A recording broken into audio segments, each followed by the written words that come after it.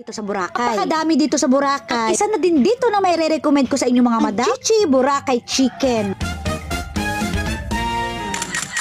Favorite spot ko nga pala dito ang Korean restaurant. Tagpuan nyo nga pala yung aking favorite spot sa Merle's Place Cottage, second floor road dito sa Station 3. So ayun na nga, at dahil nga ko din i-vlog yung mga mukbang or kaya water activities. Ano-ano pa yung mga activities dito sa Boracay. Hindi na nga mga madam, at nandito na nga pala ako sa Station 3. Para mabilis nyo nga mapuntahan ang Chichi Boracay Chicken. Papakita ko na din sa inyo ang step by step. Kabukas na pagkabukas nga pala ang staff dito sa Chichi Boracay Chicken. Syempre, dediretso na nga pala ako dito sa aking favorite spot, ang window. Sarap kasi kung nga pala ang Chichi Boracay Chicken hanggang 5 p.m. to 1 a.m. At dahil nga sa first time ko ibablog yung aking mukbang vlog, order ko na nga yung mga kanilang signature menu dito. Madam, promise, hindi kayo magsisisi. Take note, sa sobrang sarap nga, nakipag-picture pa ako sa chef nila. Doon sa mga pupunta nga pala dito sa Boracay, nakita nyo nga yung aking vlog. Wag na kayo mag-isip na pumunta nga pala dito sa Chichi Boracay Chicken. Ayun, sana nagustuhan nyo naman yung aking food vlog dito sa Boracay. At kung ano man yung request nyo, comment below kung ano pa yung gusto nyo